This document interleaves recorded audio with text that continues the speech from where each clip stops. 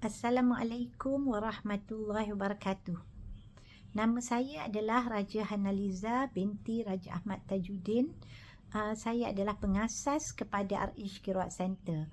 Hari ini saya berkongsi tentang latar belakang saya dan juga RH Qiraat Center.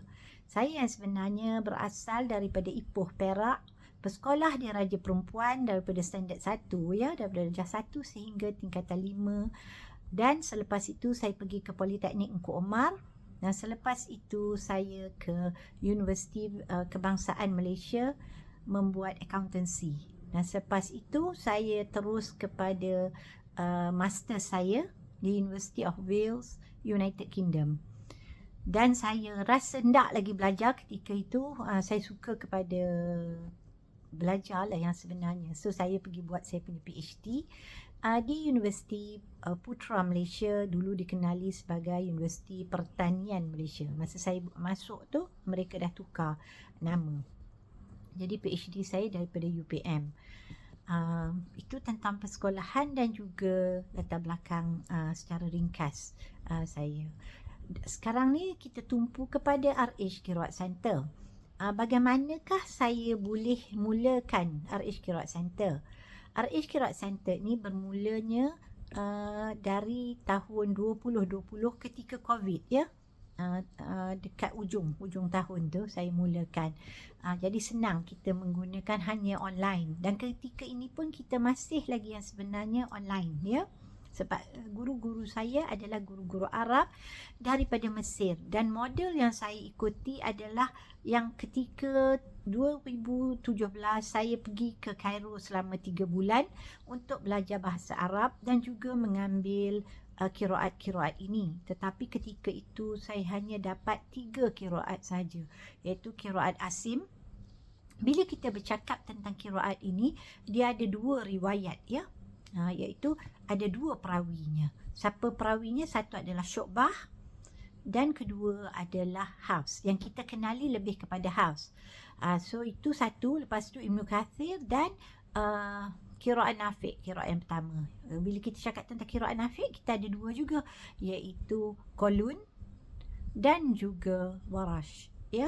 Macam tadi Ibnu Kathir adalah Bazi, riwayat Bazi, dan riwayat Kumbul.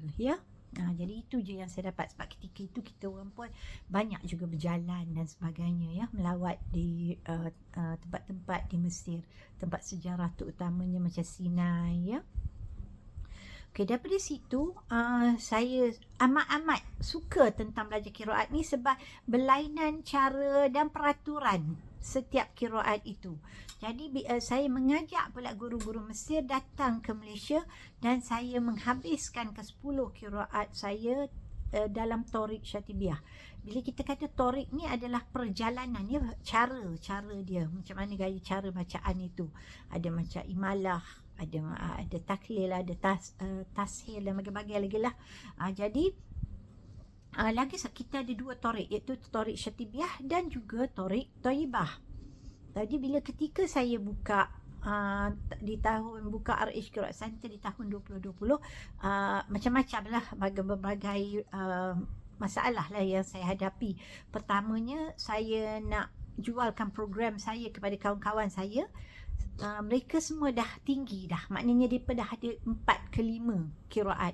Sebab sebelum saya buka saya punya sendiri pada tahun 2017 tu, ketika saya balik mengajak guru datang ke Malaysia, saya telah mengajak pun kawan-kawan saya ambil macam qiraat Asim, riwayat Qalun, ada yang ambil riwayat Warash. Jadi mereka dah tinggi dah. Sementara 2017 ke 2020 tu ada yang dah habis 10 qiraat pun. Jadi bila saya buka ni, saya mestilah nak mulakan dengan qiraat Asim. Jadi saya bersyukur dan berterima kasih lah kepada Tuan Haji Masri, yang dia ada dia punya own set up nama TCM. Jadi mereka lah ramai yang menjadi pelajar-pelajar saya mula yang membuat qiraat Asim. Dan selepas tu ramailah mereka meningkat-meningkatlah lagi, dan sementara itu saya pun dapatlah pelajar-pelajar daripada tempat-tempat lain semua. Dan keduanya masalah saya adalah mendapatkan tenaga pengajar.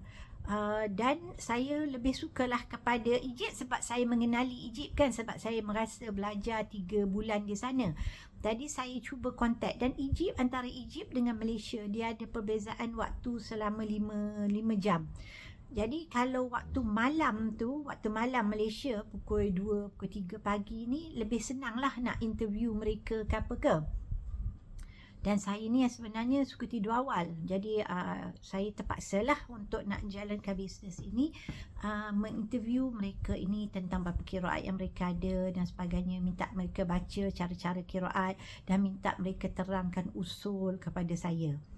Dan saya juga membaca yang qiraat ini untuk mereka mendengar dan menegur saya. Jika mereka tidak menegur saya, selalunya saya tak ambil lah, kerana maknanya dia tak teliti sangat tentang pembacaan seorang pelajar itu. Sebab saya menumpukan apakah objektif RH Qiraat Center ketika saya menubuhkannya.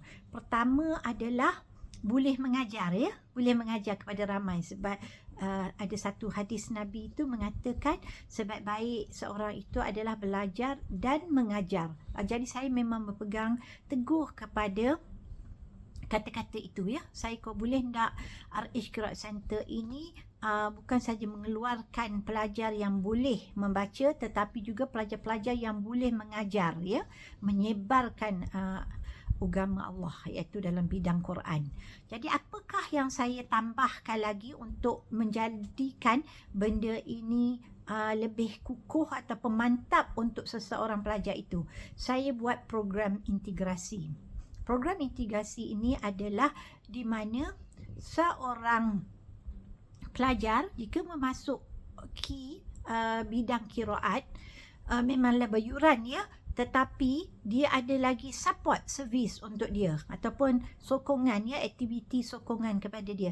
Satu adalah metodologi qiraat 10. Metodologi qiraat 10 ini membentangkan tata cara membaca satu-satu qiraat, ataupun undang-undang membaca sesuatu qiraat, ataupun metod, ataupun peraturan, ataupun teori, supaya kita tahu dengan kukuh.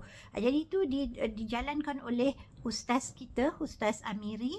Jadi dalam cakap Melayu. Jadi kalau katakan bila kita belajar guru Arab ni kita tak berapa faham cakap Inggeris dia, kita boleh naik balik kepada metodologi yang diberi percuma, ada dalam YouTube kita, dan kita telah pentamat ke 10 peraturan untuk 10 qiraat di dalam Thoriq Syatibiyah.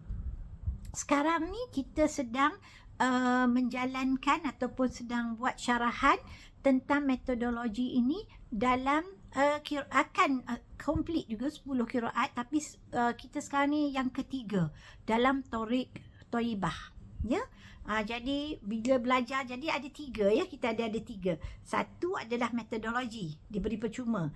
Lepas tu kita ada guru Arab. Ketiga, kita ada tutorial. Inilah yang saya panggilkan program integrasi.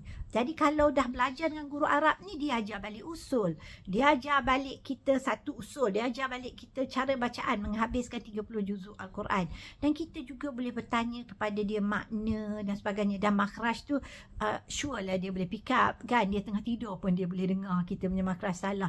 Pedas tak betul ke apa ke. Okay.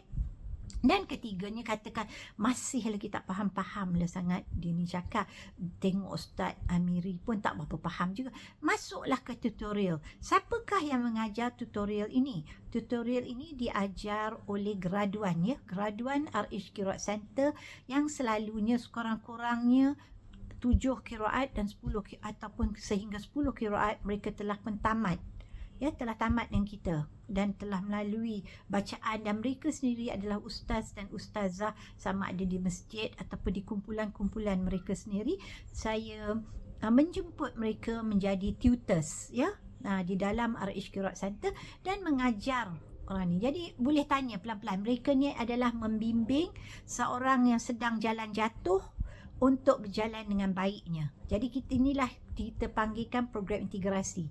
Satu, metodologi, dia punya asas, ya, asas peraturan dan sebagainya.